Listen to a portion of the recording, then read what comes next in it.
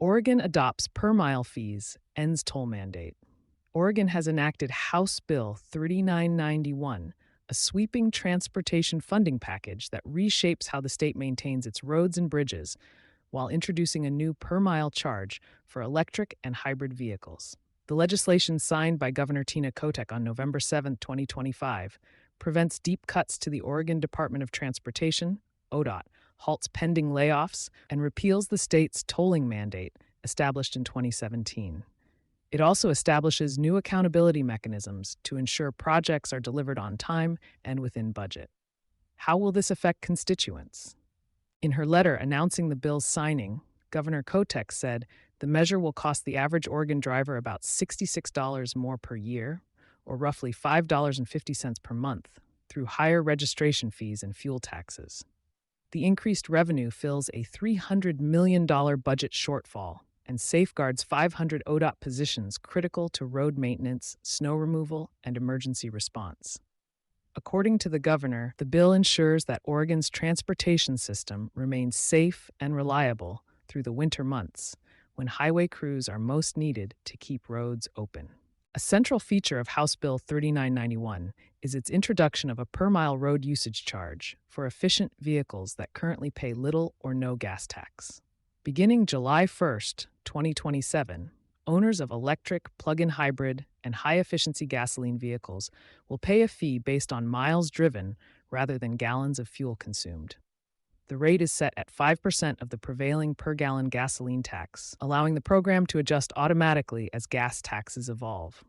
As an alternative, drivers may opt to pay a flat annual fee of $340. This structure makes Oregon the first state in the continental United States to implement a mandatory per-mile system, addressing the growing funding imbalance as more drivers transition to zero-emission vehicles. The new law also repeals Oregon's mandatory toll program, eliminating the requirement that ODOT pursue tolling projects under the 2017 transportation law.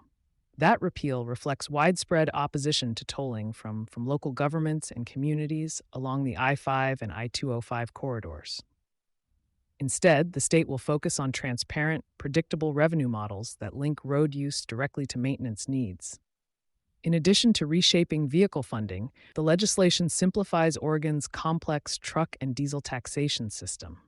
The state's weight-mile tax structure, previously composed of 85 different rate categories, will now consolidate into just 10, reducing administrative burdens and curbing tax evasion. Diesel fuel will also be taxed at the same rate as gasoline, creating greater equity among vehicle classes and correcting an imbalance that has, for years, placed a heavier burden on truckers than on passenger vehicles. Transparency plus accountability. To strengthen transparency and accountability, House Bill 3991 directs the Audits Division and the Legislative Policy and Research Office to review ODOT's performance and operations.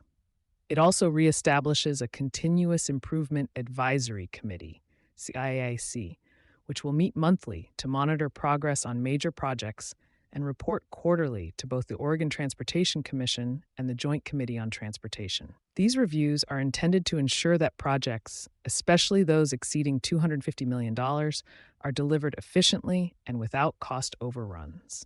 The law also tightens control over project scope changes initiated by local governments.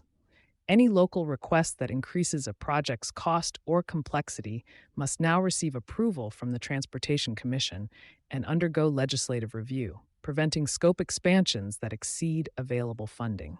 Together, these measures reflect a broader push by Oregon lawmakers to modernize transportation governance and enhance fiscal discipline across state agencies. Beyond immediate funding stability, the bill represents a strategic adjustment to a decarbonizing transportation landscape.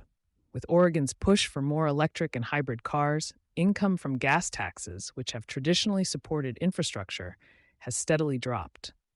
The new per-mile charge model offers a fair, usage-based system that maintains critical infrastructure investment while recognizing the state's climate goals. Governor Kotek described the approach as one that ensures all vehicles pay their fair share for the roads they use, highlighting its role in preserving transportation equity during Oregon's energy transition. What to expect if you live in Oregon? Implementation will roll out in stages.